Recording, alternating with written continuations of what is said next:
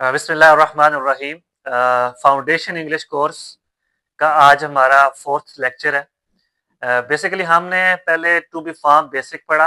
अब हम चलेंगे एक्टिव वॉइस की तरफ। एक्टिव वॉइस से मुराद ऐसे सेंटेंसेस, ऐसे जुमले होते हैं जो कि सब्जेक्ट से शुरू होते हैं, जिसमें सब्जेक्ट जो है वो प्रोमिनेंट फैक्टर होता है। जैसे मैं आपको कहता हूँ मैं खाना खाता हूँ, तो मतलब मैं खाने वाला है। इसी तरह मैं कहता हूँ कि वो स्कूल जाता है, तो वो जो है जाने वाला पहले आ रहा है वो, तो इसकी वजह से ये एक्टिव वॉइस है। पैसिव क्या होता है? पैसिव होता है कि जिसमें सब्जेक्ट का या तो पता ही ना हो या फिर सब्जेक्ट आखिर में हो। जैसे आप कहते हैं खाना मुझसे नहीं खाया जाता, ठीक है। मस्जिद बनाई जा रही है और सड़क बन रही है। अब बना कौन रहा है, कर कौन रहा है, करने वाला नहीं है। या है तो आखिर में है या है ही नहीं। तो हमने वो जुमले पढ़ने हैं जिसमें सब्जेक्ट हो, जिसमें करने वाला हो और वो पहले आए। बेसिकली एक्टिव वॉइस के टोटल तीन टेंसेस होते हैं। जिस तरह जमाने तीन हैं, प्रेजेंट, पास्ट, फ्यूचर, तो उनके आगे चार चार इकसाम है। फर्स्ट आ गई सिंपल, जिसको हम इंडेफिनिट कहते हैं। सेकंड है कॉन्टिन्यूस। Third perfect. और फोर्थ परफेक्ट कंटिन्यूस टेंस।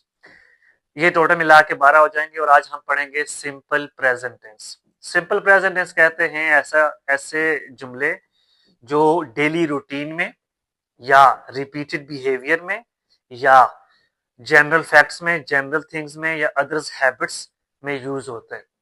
इसका ये इस्तेमाल है। बेसिकली हमें टेंसेस का तो पता है, हमने काफी पढ़े, अपने स्कूल्स में पढ़े, लेकिन हम भूल गए। क्यों? उनका इस्तेमाल नहीं पता हमें कि हम इनको इस्तेमाल कहाँ करेंगे। तो आज मैं आपको इस्तेमाल बता रहा हूँ। जब भी कोई डेली रूटीन की बात होगी, जब भी कोई रिपीटेड बिहेवियर, यानी कि जो चीज बार बार की जाती है, ना कि जैसे सालाना हमारा इवेंट होता है, ईदें हैं, हमारी सालगिरहें हैं, एनिवर्सरीज हैं, और कोई भी वीकली इवेंट हो सकता है, मंथली इवेंट हो सकता है, जो दोहराया जा रहा होता है।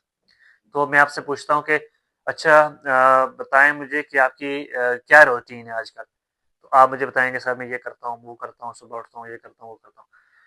ठीक है। तो ये चीजें जब भी होंगी तो जनरल बात होगी, जनरल क्वेश्चंस होगा आपसे, तो वो सिंपल प्रेजेंट टेंस में होगा। इसी तरह अब हम चलते हैं इसके स्ट्रक्चर की तरफ। स्ट्रक्चर क्या है जी? दो स्ट्रक्चर हैं। पहले है प्लूरल का, फिर है सिंगुलर का। हम प्लूरल का पहले पढ़ेंगे, जैसे आई, वी, यू, दे। ठीक है। ये मैं आपको साथ में राइटिंग में भी आ रहा होगा आपको। I, we, you, they, plural structure. ये क्या है जी?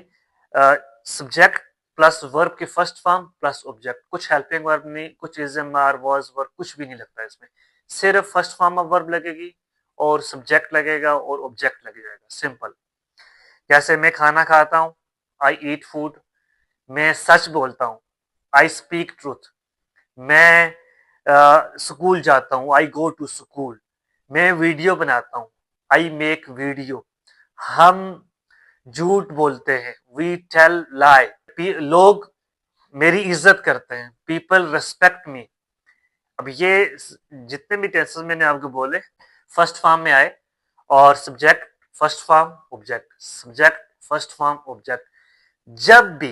जब भी कोई भी आपसे जनरल बात पूछेगा, या आपका क्वेश्चन, किसी भी का भी क्वेश्चन डू से शुरू होगा या डस से शुरू होगा, तो आपने सिंपल फर्स्ट फॉर्म में बात करनी है। आपने कुछ और नहीं लगाना, सिंपल फर्स्ट फॉर्म में बात करनी है। ठीक है। इसी तरह जब हम डेली रूटीन की बात करेंगे, तो मैं आपसे पूछता हूँ, आप मुझे डेली रूटीन बताएं जी, सुबह से लेकर शाम तक क्या करते हैं।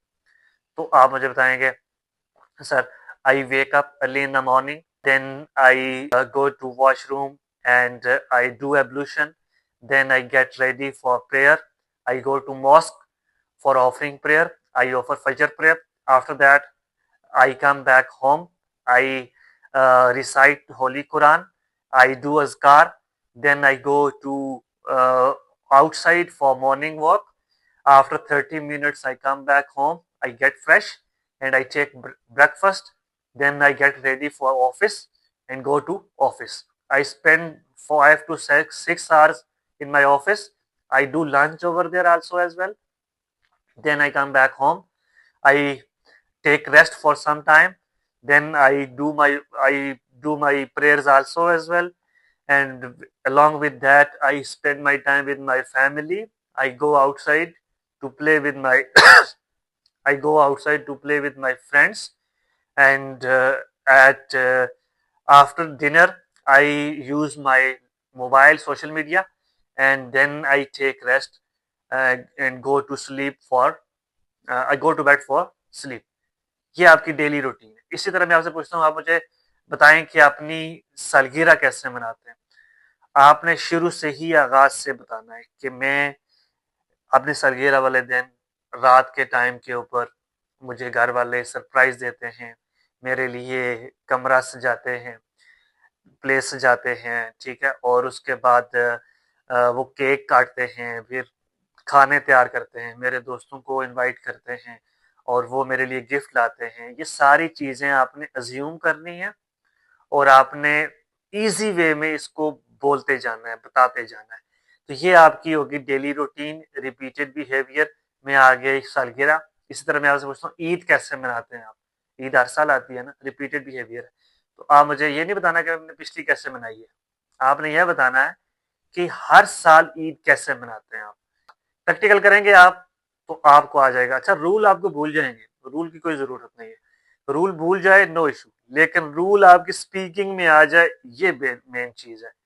तो आपने पहले मेरे साथ आपने पहले मेरे साथ स्पीकिंग में इस तरह लेके चलना है कि स्टेप बाय स्टेप, बिल्कुल इजी वे में पहले इसको राइट करना है, डेली रूटीन को राइट करना है, राइट करने के बाद आपने उसको स्पीकिंग में लेके आना है। तो खुद से आपको बगैर किसी स्ट्रक्चर के आपकी स्पीकिंग शुरू हो जाएगी। अब हम चलते हैं इसके नेगेटिव की तरफ।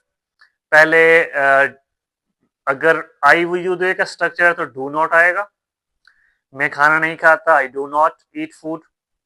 मैं सबक नहीं पढ़ता, I do not read lesson. मैं तुम्हारी बात नहीं सुनता, I do not listen you. तुम मुझसे बात नहीं करते, you do not talk to me. तुम मुझे जानते नहीं हो, you do not know me. अब इसी तरह अगर हम करेंगे इंट्रोगेटिव तो क्या होगा, हेल्पिंग वर्ब को शुरू में ले आएंगे। डू नॉट था तो डू शुरू में आ जाएगा। Do you, do I, do they.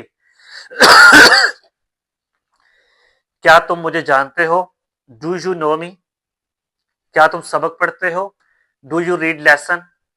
क्या तुम यूनिवर्सिटी जाते हो, do you go to university. क्या तुम ऑफिस में काम करते हो, do you work in office.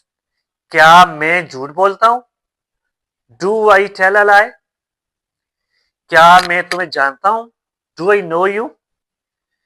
क्या तुम मेरे दफ्तर में काम करते हो, do you work in my office. क्या वो सच बोलते हैं, डू दे स्पीक ट्रूथ। क्या इंजीनियर्स काम करते हैं, डू इंजीनियर्स वर्क। क्या इंजीनियर बिल्डिंग्स बनाते हैं, डू इंजीनियर्स मेक बिल्डिंग्स। ठीक है, तो ये आपके हैं स्ट्रक्चर। अच्छा, ये तब आपके बेहतर होंगे जब आपकी इसकी प्रैक्टिस चलेगी। 100 क्वेश्चन आंसर्स अगर आप राइट करें, उनके आंसर्स दें, खुद से बनाएं, तभी जाके इसकी प्रैक्टिस होगी। अदरवाइज ये आपकी, अच्छा ये इसलिए है ताकि आपके ना वर्ड्स आपके पास इकट्ठे हों, आपके पास वोकेबलरी जो आपको आती है लेकिन दिमाग में कहीं पड़ी हुई है उसको निकालना है। वो निकलेगी तो ही आपकी स्पीकिंग डेवलप होगी, वर्ड्स इकट्ठे होंगे। ठीक है, तो ये बहुत इजीएस्ट वे ऑफ स्पीकिंग है, तो इसको आप अप्लाई करें और लर्न करें।